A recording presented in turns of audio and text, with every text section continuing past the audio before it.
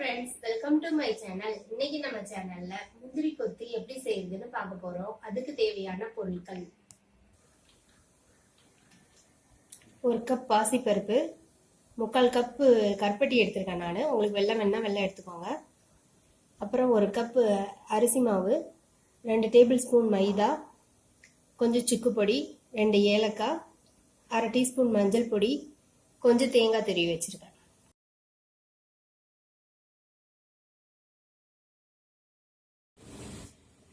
இப்போ நான் stove on பண்ணியிருக்கேன். பாசிப்பருப்பை நம்ம செவக்க வறுத்துக்கலாம்.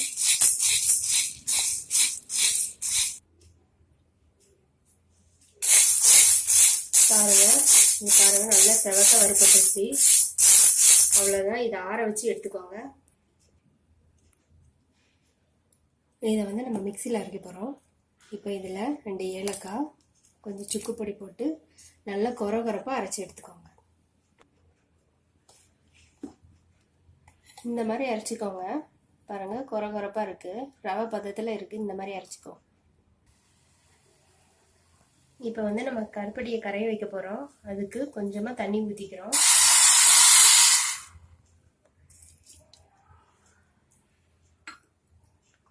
இது கரையட்டும். இது பாகெல்லாம் நம்ம வைக்கிறது இல்லை, ஒரு 2 கொதி கொதிச்சா போதும். இப்போ அடுப்பு ஆஃப் பண்ணிடுங்க.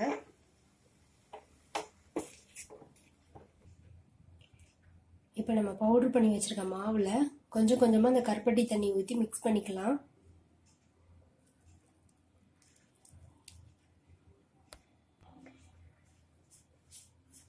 கருப்பட்டி தண்ணியை கொஞ்சம் கொஞ்சமா ஊற்றிக்கோங்க.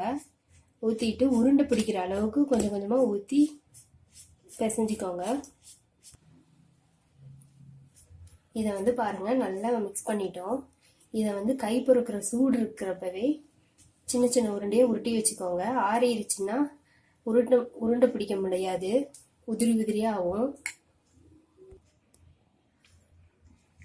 பாருங்க இந்த மாதிரி சைஸ்ல டைட்டா உருண்டை பிடிச்சு வச்சுக்கோங்க.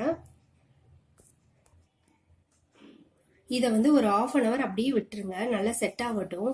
ஏன்னா இதை மாவுல முக்கி போடையில மாவுல உடைஞ்சு விழாம இருக்கிறதுக்காண்டி தான் ஒரு 1/2 hour இதை அப்படியே வைக்க சொல்றேன்.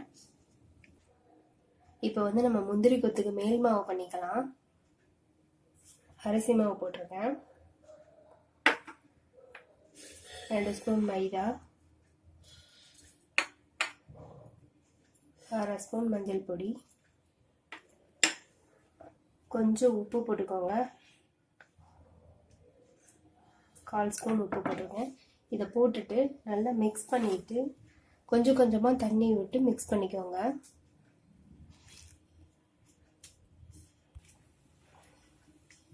இந்த மாதிரி பதத்துக்கு கரைச்சி வச்சுக்கோங்க. இப்போ எண்ணெய் காஞ்சிருச்சான்னு பார்க்கலாம். எண்ணெய் காஞ்சிருச்சு. இப்போ நம்ம மாவுல முக்கிக்கலாம். இதை ஒன்று ஒன்றா போடாதீங்க, 2 2ஆவோ இல்லைன்னா 3 3ஆ சேர்த்து போடுங்க. இந்த மாதிரி பண்ணிட்டு இதை சேர்ந்தாப்புல இப்படி பிடிச்சிக்கோங்க.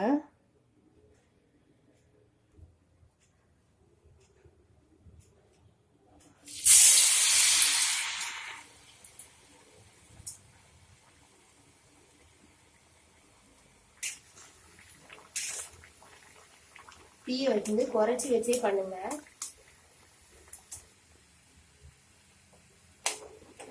பாருங்க இது நல்லா ரோஸ்ட் ஆயிடுச்சு. இப்ப நம்ம எடுத்துடலாம்.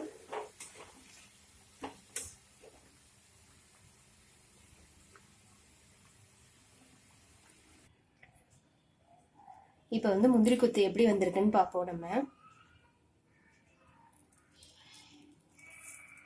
பாருங்க வெளியே கிறிஸ்பா இருக்கு, உள்ள சாஃப்டா நல்லா இருக்கு, நல்லா வாசமா இருக்கு.